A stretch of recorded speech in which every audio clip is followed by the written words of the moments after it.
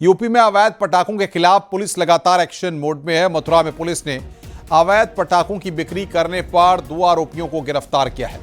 आरोपियों के कब्जे से करीब 73 किलोग्राम पटाखे बरामद किए गए हैं। वहीं बहराइच में एसडीएम और पुलिस ने अवैध पटाखा फैक्ट्री पर छापेमारी की और घर में पटाखा बना रही 2 महिलाओं को हिरासत में लिया है। कुशीनगर में भी अवैध पटाखा फैक्ट्री का खुलासा हुआ। हरदोई में पुलिस ने कॉस्मेटिक की दुकान पर छापेमारी की है। इस दौरान 1.25 कुंटल से ज्यादा पटाखे बरामद किए गए। इटावा जिले के बकेवर पुलिस ने अवैध पटाखों के साथ एक युवक को गिरफ्तार किया। कुशीनगर में भी पुलिस ने बड़ी कार्रवाई की है।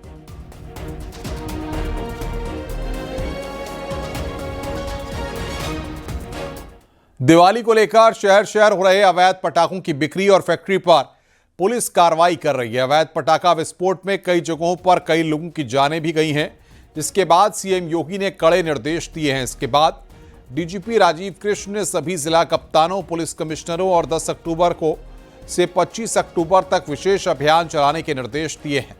लखनऊ में लाइसेंसी पटाखा कारोबारियों के गढ़ में डीसीपी वेस्ट विश्वजीत श्रीवास्तव अपनी टीम, चीफ फायर ऑफिसर अंकुश मित्तल समेत अपनी पूरी टीम के साथ पटाखा बाजारों में जांच की। इस दौरान bomb detection and disposal squad, dog squad भी मौजूद था। दुबग्गा इलाके में बनाए गए थोक लाइसेंस पटाखा कारोबारियों के परिसरों की जांच पड़ताल की गई।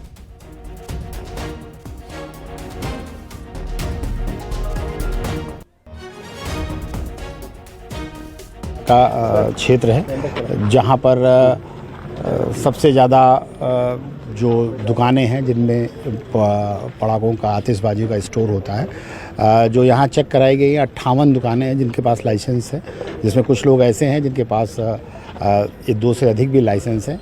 अभी कुछ दिन पूर्व भी मीटिंग की गई थी और इनको दिशा निर्देश दिए गए थे। उसी क्रम में आज चेकिंग ये कराई जा रही है। इनको बताया गया था कि बिजली का कनेक्शन नहीं रहेगा और जो पानी की बाल्टियां रहेंगी और निर्धारित जो मात्रा है उससे ज़्यादा पटाखे नहीं रखे जाएंगे और इसके अलावा फायर एक्सटिंग्विशर रखा जाएगा, उसको चलाने वाले भी लोग रहेंगे।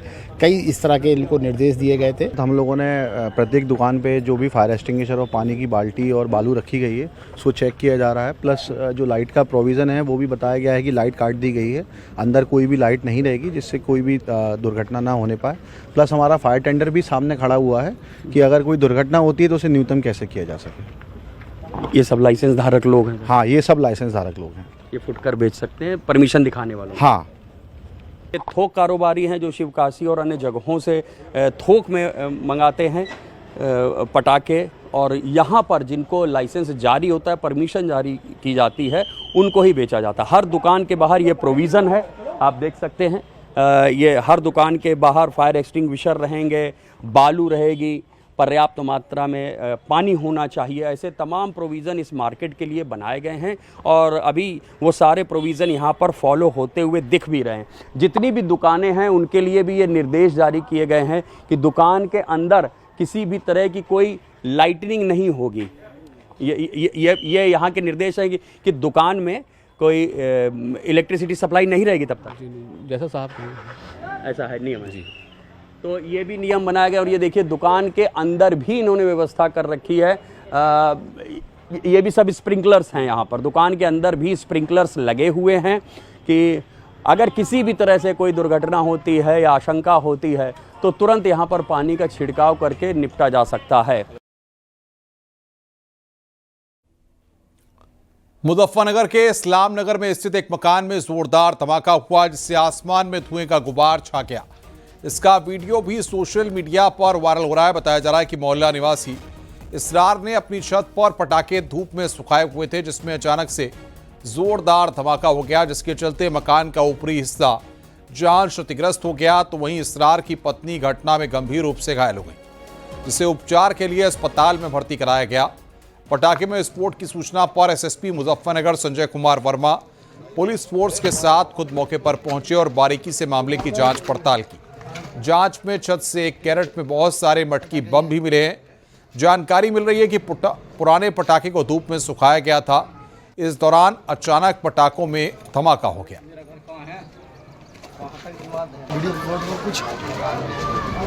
उसमें विस्फोट होने की सूचना मिली थी, जिसके आधार पर मेरे द्वारा निरीक्षण घटनास्थल भी किया गया है। इंस्पेक्टर और सीओ ने भी देख लिया है। तो अभी फ़िलहाल ये प्रथम दृष्टया जो लग रहा है उसमें कि निश्चित तौर से पटाखे जो है उसमें ऊपर छत पे सुखाए जा रहे थे और उसमें जो उस पर फट गया है, उस फटने से जो है उनको चोट भी लगी है। हालांकि वो खतरे से बाहर है, कोई घटना उनकी जीवन खतरा नहीं बताया जाता है। डॉक्टर से बात हुई है। अब बाकी इसमें आवश्यक विधिक कार्रवाई की जा रही है और आपके माध्यम से अपील भी करना चाहूँगा कि इस तरह का कोई कार्य न करें जिससे जीवन को खतरा हो, साथ ही साथ इसमें सख्त कार्रवाई सुनिश्चित की। और बातचीत करने के लिए मुजफ्फरनगर से हमारे संवाददाता बिनेश पवार हमारे साथ जुड़ रहे हैं। बिनेश, क्या निकलकर अब तक सामने आया है? देखिए, तो पूरा जो मामला है खतौली थाना क्षेत्र का है और बताया ये जा रहा है कि जो पूरा विस्फोट हुआ उस समय हुआ जब पटाखे ऊपर छत पर सुखाए जा रहे थे और धूप की जो गर्मी थी उसके बाद ये पटाखे फटे और उसके बाद ये विस्फोट हुआ है। और अभी भी जो आसपास के लोग हैं, चर्चाएं तो कई तरह की है और पुलिस के लिए भी कई जांच के बिंदु हैं, जिसमें ये भी देखा जा रहा है कि इसरार आखिर पटाखों का कर क्या रहा था। कहीं इसरार थोड़ा ही ना दीपावली पर पटाखे फटकाएगा। तो इस सारी तमाम चीजों को लेकर भी पुलिस की जांच अभी जारी है कि आखिर इसरार के पास इतने पटाखे कहां से आए और क्यों वो धूप में सुखा रहा था, किस चीज के लिए पटाखे लाए गए थे। तो इन तमाम बिंदुओं पर भी पुलिस जांच कर रही है। हालांकि बड़ी घटना होने से टल गई, इसरार की पत्नी जरूर इसमें घायल हुई है, मगर आसपास के जो रिहायशी इलाका है उसमें भी एक बड़ी दुर्घटना हो सकती थी इस तरह का, जिस तरह का बड़ा धमाका हुआ है। आप देख सकते हैं तस्वीरों में जो कि एक वीडियो वायरल भी हुई है, धुएं का गुब्बार देख सकते हैं और जो दीवार है वो भी क्षतिग्रस्त हुई है पूरी तरह से। तो निश्चित तौर पर एक बड़ा हादसा जरूर टला है। बहुत बहुत शुक्रिया आपका हमारे साथ जुड़ने के लिए और बातचीत करने के लिए। बरेली के बवालियों पर पुलिस और प्रशासन का एक्शन लगातार जारी है। बरेली नगर निगम ने 27 परिवारों को एक साथ नोटिस थमाया है। 15 दिन के अंदर घर खाली करने को कहा गया है। ये सारे घर नगर निगम की जमीन पर बने हुए हैं। नगर निगम की ओर से नोटिस मिला। बवालियों के घर वालों ने आई लव मोदी और आई लव योगी के नारे लगाए हैं। थाना प्रेमनगर के भूड़ इलाके का ये पूरा मामला है।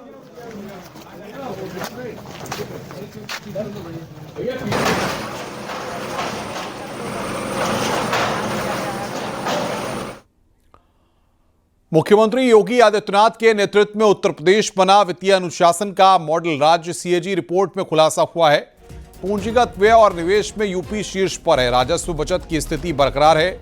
सीएम योगी के मार्गदर्शन में राज्य की वित्तीय सेहत मजबूत हुई है। पूंजीगत व्यय में नंबर 1 है। प्रदेश ने न केवल राजस्व व्यय पर नियंत्रण रखा है बल्कि निवेश और पूंजीगत खर्च में इतिहास रचा है। वित्तीय अनुशासन, पारदर्शिता और विकास उन्मुख व्यय ने उत्तर प्रदेश को बनाया देश का फाइनेंशियल रोल मॉडल स्टेट। और बातचीत करने के लिए संकेत हमारे संवाददाता हमारे साथ फोन लाइन पर जुड़ रहे हैं। संकेत, उत्तर प्रदेश ने एक बार फिर अपने झंडे गाड़े हैं। राजस्व अधिशेष वाले राज्यों में उत्तर प्रदेश ने शीर्ष स्थान प्राप्त किया है। बिल्कुल जाहिर सी बात है कि जो सीएजी ने सभी राज्यों के वित्त लेखा अनुसार जो रिपोर्ट जारी की है, उस सीएजी की रिपोर्ट में सीधे तौर पर खुलासा हुआ है कि पूंजीगत व्यय और निवेश में यूपी शीर्ष स्थान पर है। राजस्व बचत की जो स्थिति है, यानी कि जो राजस्व में खर्च जो बचत की स्थिति है, उसमें भी उत्तर प्रदेश नंबर 1 है। ये उत्तर प्रदेश के लिए एक बड़ी बात है और मुख्यमंत्री योगी आदित्यनाथ लगातार उत्तर प्रदेश की जो वित्तीय हालत है उसको लेकर बैठकें करते हैं। खुद वित्त मंत्री सुरेश खन्ना समय समय पर प्रेस कॉन्फ्रेंस करते हैं कि और बताते हैं पारदर्शिता से कि किस तरीके से वित्तीय अनुशासन उत्तर प्रदेश में है। यही वो वजह है कि प्रदेश ने सिर्फ राजस्व व्यय पर नियंत्रण ही तो रखा ही है, इसके अलावा निवेश और पूंजीगत जो खर्च हैं उसमें भी एक नया इतिहास रचा है। उसमें भी उत्तर प्रदेश नंबर 1 है। वित्तीय अनुशासन के साथ में पारदर्शिता और विकास में जो व्यय हुआ है, यूपी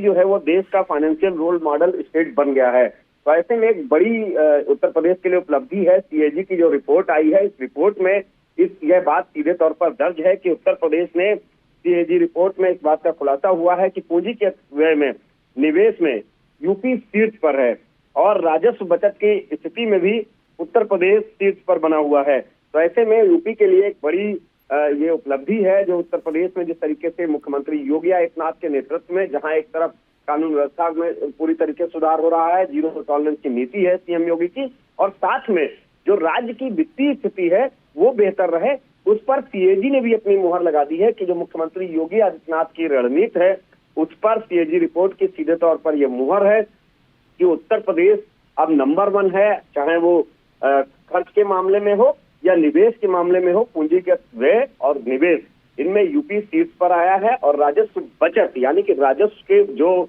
मद में बचत की स्थिति है उसमें भी उत्तर प्रदेश नंबर 1 है। ये सीएजी की रिपोर्ट में सीधे तौर पर खुलासा हुआ है। बहुत बहुत शुक्रिया आपका हमारे साथ जुड़ने के लिए और बातचीत करने के लिए।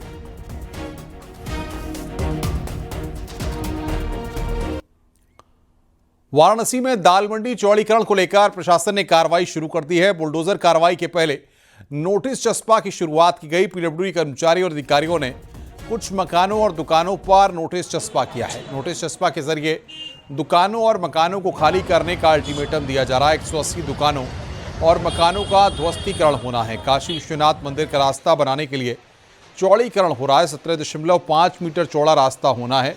वाराणसी का सबसे घनी आबादी वाला क्षेत्र है दाल मंडी। बिजनौर में सरकारी नाले पर बने कब्जे को लेकर बिजनौर सदर की राजस्व विभाग की टीम ने ध्वस्त कर दिया। यह अतिक्रमण 1 मीटर चौड़ा और 156 मीटर लंबे सरकारी नाले पर किया गया था। टीम ने नायब तहसीलदार के नेतृत्व में गंज रोड स्थित सुपर प्लाईवुड फैक्ट्री पर सरकारी नाले पर किए गए अवैध कब्जे को हटाया। अधिकारियों के अनुसार सरकारी नाले पर पक्का निर्माण किया हुआ था, जिसकी शिकायत मिली थी। टीम ने बुलडोजर की सहायता से नाले पर बने अवैध निर्माण को ध्वस्त कर उसे अतिक्रमण मुक्त कराया।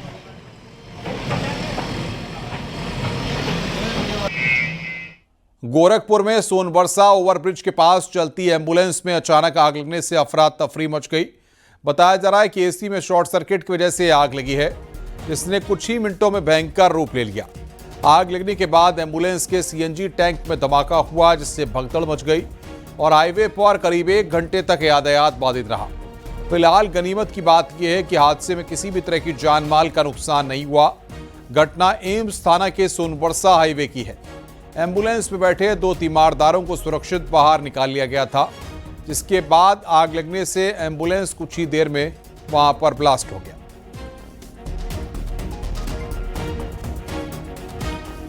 बिहार चुनाव से जुड़ी बहुत बड़ी खबर आ रही है। बिहार में एनडीए की सीट शेयरिंग का ऐलान कर दिया गया है। बिहार में बीजेपी 101 सीटों पर चुनाव लड़ेगी। बिहार में जेडीयू भी 101 सीटों पर चुनाव लड़ेगी। चिराग की पार्टी 29 सीटों पर चुनाव लड़ेगी। आरएलएम और एचएएम 6 सीटों पर चुनाव लड़ेगी। धर्मेंद्र प्रधान ने सीट बंटवारे का ऐलान किया है। तो बिहार में एनडीए की सीट शेयरिंग का ऐलान यहां पर कर दिया गया है। मुख्यमंत्री योगी आदित्यनाथ ने गोमती पुनर्जीवन मिशन की घोषणा की है। गोमती टास्क फोर्स के साथ मुख्यमंत्री योगी आदित्यनाथ ने बैठक की। इस मौके पर सीएम योगी ने बताया कि गोमती केवल एक नदी नहीं है, बल्कि गोमती सांस्कृतिक चेतना और जीवनधारा का प्रतीक है। बैठक में सीएम योगी ने साफ किया कि गोमती में एक भी बूंद सीवरेज नहीं गिरे। पीलीभीत से गाजीपुर तक गोमती नदी निर्मल होगी। सिंगल यूज प्लास्टिक के इस्तेमाल पर बैन है।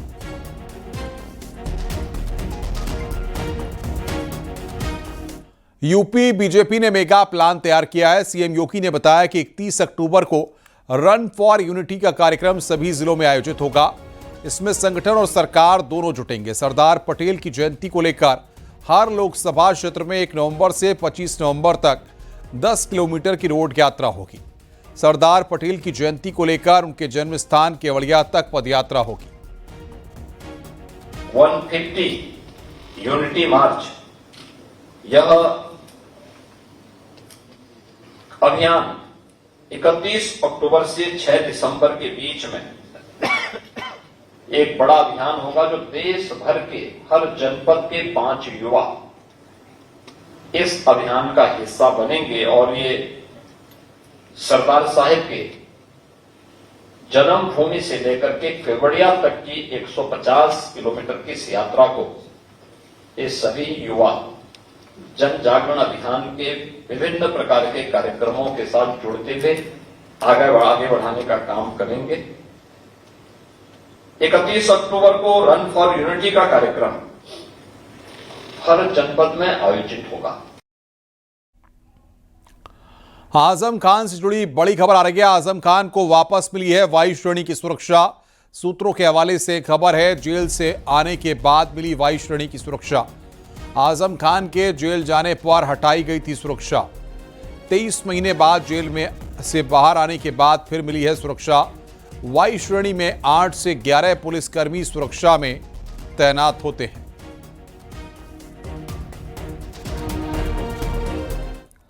आगे बढ़ते हैं। न्यूज 18 से एक्सक्लूसिव बातचीत में समाजवादी पार्टी के राष्ट्रीय अध्यक्ष अखिलेश यादव ने यूपी सरकार पर कई गंभीर आरोप लगाए हैं। अखिलेश यादव ने यूपी में हो रहे एनकाउंटर पर सवाल उठाए हैं। उन्होंने आरोप लगाया कि पुलिस को राजनीतिक फायदे के लिए इस्तेमाल किया जा रहा है। वहीं अखिलेश यादव ने भी आरोप लगाया कि यूपी में दलितों और महिलाओं के खिलाफ बढ़ते अपराधों पर योगी सरकार कोई ठोस कार्रवाई नहीं कर रही है। बता दें कि राम मनोहर लोहिया पुण्यतिथि पर अखिलेश यादव ने लखनऊ के लोहिया पार्क जाकर लोहिया की प्रतिमा पर श्रद्धांजलि अर्पित की। इस दौरान उन्होंने न्यूज 18 से एक्सक्लूसिव बातचीत की।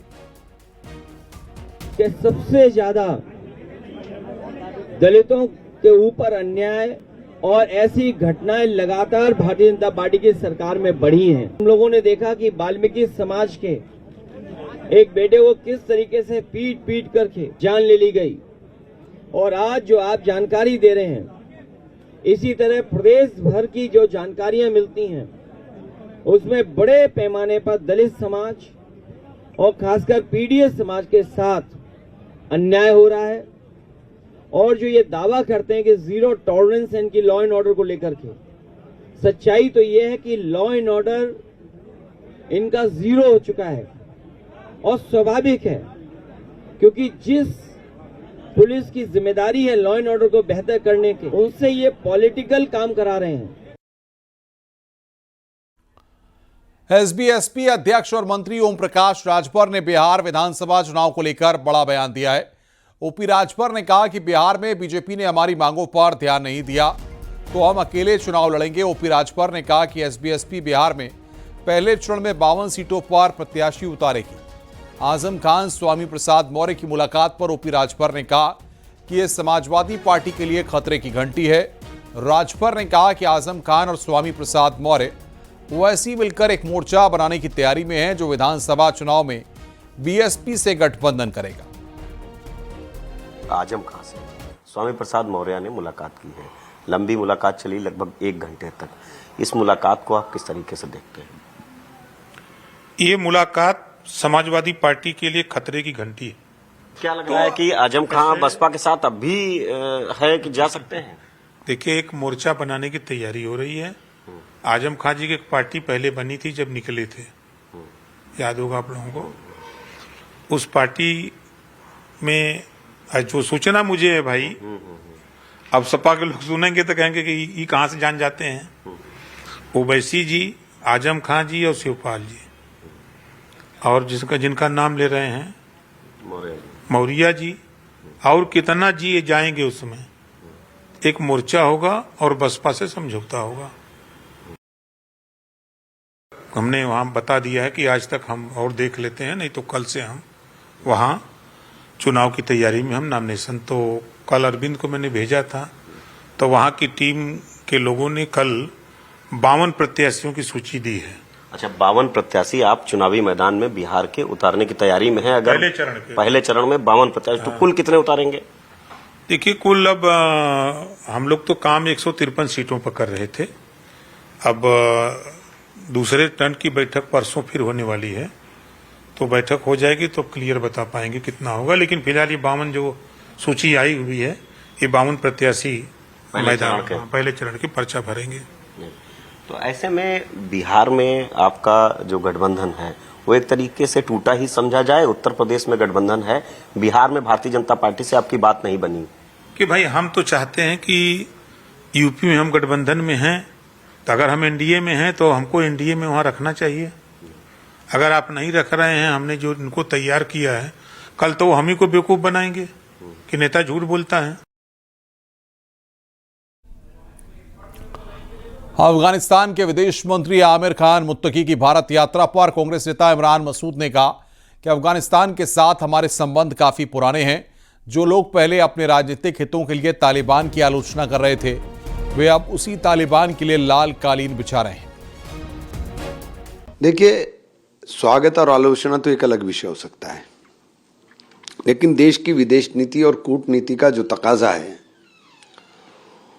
उसके हिसाब से उनका ये दौरा, अफगानिस्तान के साथ हमारे संबंध सदियों पुराने हैं और रणनीतिक तौर पर भी अफगानिस्तान का मजबूत होना भारत के लिए बहुत ज़रूरी है। ये तो कुछ ऐसे लोग जिनको राजनीतिक अपनी रोटियां सेकने के लिए वो कूटनीतिक विषयों का नज़रअंदाज कर करके देश के अंदर तालिबानी सोच की बातें करते थे, आज समझ में आया होगा उनको कि ये इस तरह के विषय उठा करके आप हमेशा अपना ही नुकसान करते हैं। तब आप तालिबानी कर रहे थे, अब तालिबान के लिए रेड कारपेट क्यों बिछा रहे हैं? बिजनौर में स्टीशीटर बदमाश के घर पहुंची पुलिस पर हमला हो गया। स्टीशीटर बदमाश को समन तामील कराने उसके घर पुलिस टीम पहुंची थी। पुलिस वालों के ऊपर लाठी डंडों से हमला कर वर्दी फाड़ दी। घायल पुलिसकर्मियों को सीएचसी कोतवाली देहात में भर्ती किया गया है। दरोगा और सिपाही को पीटा गया। पुलिस ने आरोपियों के खिलाफ संगीन धाराओं में केस दर्ज किया है। पुलिस ने आरोपी स्टीशीटर आसिफ को गिरफ्तार कर लिया है। थाना कोतवाली देहात इलाके के अकबराबाद गांव का मामला है। माननीय न्यायालय का समन तामीला कराने के लिए एक गोकस हिस्ट्री सीटर आसिफ के घर पहुंची थी, जहां पहले से ही 2 उसके हिस्ट्री सीटर साथी और भी बैठे थे। पुलिस को देखते ही पुलिस का वीडियो बनाकर उन पर दबाव बनाने के लिए भद्रता करने लगे। जब पुलिस के द्वारा समझाया और मना किया गया तो मुजामत करने का प्रयास करने लगे। तत्काल चौकी इंचार्ज के द्वारा थाने को सूचना दी गई। पर्याप्त पुलिस बल मौके पर पहुंची। पुलिस के पहुंचने पर उसमें से 2 हिस्ट्री सीटर फरार हो गए तथा एक की गिरफ्तारी कर ली गई है। बुलंदशहर के बलराव गांव के पास शादी समारोह से लौट रहे परिवार के साथ मारपीट का मामला सामने आया है। परिजनों ने आरोप लगाया कि हमलावरों ने सोने की चेन और कुंडल लूट लिए और परिजनों के साथ जमकर मारपीट की, जिसमें एक युवक गंभीर रूप से घायल हो गया। बताया जा रहा है कि कल एक शादी समारोह में 2 पक्षों के बीच किसी मामूली विवाद को लेकर कहासुनी और झगड़ा हुआ था। उसी पुराने विवाद को लेकर फिर से दोनों पक्ष आमने सामने आ गए और मारपीट की घटना हो गई। वहीं पूरे मामले की जानकारी देते हुए बताया गया है कि लूटपाट की कोई घटना नहीं हुई है, केवल मारपीट की बात सामने आई है। ये हमारे साथ हम शादी में जा रहे थे और उसमें क्या बोला 8-10 लड़के आए बाइक गाड़ी से उतरकर और मेरे जीजाजी में मार लगाई और मेरे साथ बदतमीजी करी है। जी रात ही हुई थी पर हमारे जीजाजी से कोई मतलब नहीं था इनका। मेरे गले की चेन ले गए और बहन का कुंडल ले गए कान का। वहाँ पर 8-10 लड़के आए और लड़के आके हमसे हाथापाई करे। हमारी एक कुंवारी लड़की और लड़की के साथ में हाथापाई करी तो उसके मेरे जमाई निकले और निकल कर नहीं है वो ऐसी मोटी मोटी हॉकी से जब मेरे जमाई को मारे। इसमें कुछ लोगों के द्वारा लूटपाट का भी आरोप लगाया जा रहा है। प्राथमिक जांच में लूट की घटना होना प्रकाश में नहीं आया है। मारपीट की घटना दोनों पक्षों में हुई है। इसमें कल दिनांक 11 अक्टूबर को भी शादी समारोह में शराब के नशे में 2 पक्षों में मारपीट हुई थी। उसी क्रम में आज फिर से इनके बीच में मारपीट की घटना हुई है। अग्रिम विधिक कार्रवाई की जा रही है। गाजियाबाद से खबर है, जहां पर साहिबाबाद गांव के रहने वाले योगेश हत्याकांड का पुलिस ने सनसनीखेज खुलासा किया है। एसीपी साहिबाबाद के मुताबिक ये हत्या प्रेम प्रसंग के चलते हुई है। मृतक की पत्नी का 3 साल से आशीष नाम के शख्स से प्रेम प्रसंग चल रहा था। दोनों शादी करके साथ रहना चाहते थे, लिहाजा योगेश से कई बार तलाक मांगा मगर योगेश ने मना कर दिया। इसके बाद पूजा और आशीष ने मिलकर हत्या की योजना बनाई। आशीष ने अपने परिचित चंद्रपाल को 1 लाख रुपए में सुपारी दी। एसीपी ने बताया कि आरोपी पत्नी पूजा और उसके प्रेमी आशीष को गिरफ्तार कर लिया गया है। बाकी दोनों आरोपी चंद्रपाल और प्रवीण की तलाश जारी है। जी बिल्कुल, जो चंद्रपाल नाम का व्यक्ति है इससे आशीष नाम का व्यक्ति से संपर्क में था। आशीष ने इसको जो है बुलाया था इसी काम के लिए। बाकायदा इन लोगों ने प्लानिंग के तहत षड्यंत्र करके जो है पहले कुछ एडवांस दिया था, उसके बाद फिर बाकी ये हो रहा था कि कुछ पैसे काम पूरे होने के बाद दिए जाएंगे। इसके लिए इन्होंने चंद्रपाल नाम के व्यक्ति को लेके आए थे। ये हाँ, पहले भी इनके द्वारा कोशिश की गई थी लेकिन सफल नहीं हो पाए थे। 2 से 3 बार प्रयास किया गया था लेकिन सफल नहीं हो पाए थे और तीसरी बार ये।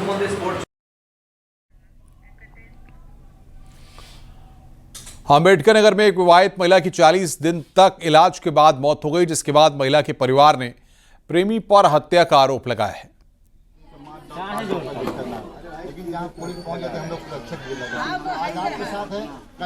पिता श्री मिश्री लाल की तहरीर पर मुकदमा अपराध संख्या 280/25 थाना कोतवाली टांडा में पंजीकृत किया गया। जानकारी करने पर पता चला कि पीड़िता रवि के साथ दिल्ली बाइक से जा रही थी। बाइक में पीछे टायर में उनका दुपट्टा फंसने के कारण वह गिर गई और आगरा एक्सप्रेसवे के पास उनका एक्सीडेंट हो गया। एक्सीडेंट के कारण उनके सिर के पीछे हेड इंजरी हो गई। रवि द्वारा व उनके परिवारजनों द्वारा उपरोक्त पीड़िता को पहले आगरा फिर लखनऊ में एडमिट कराया गया।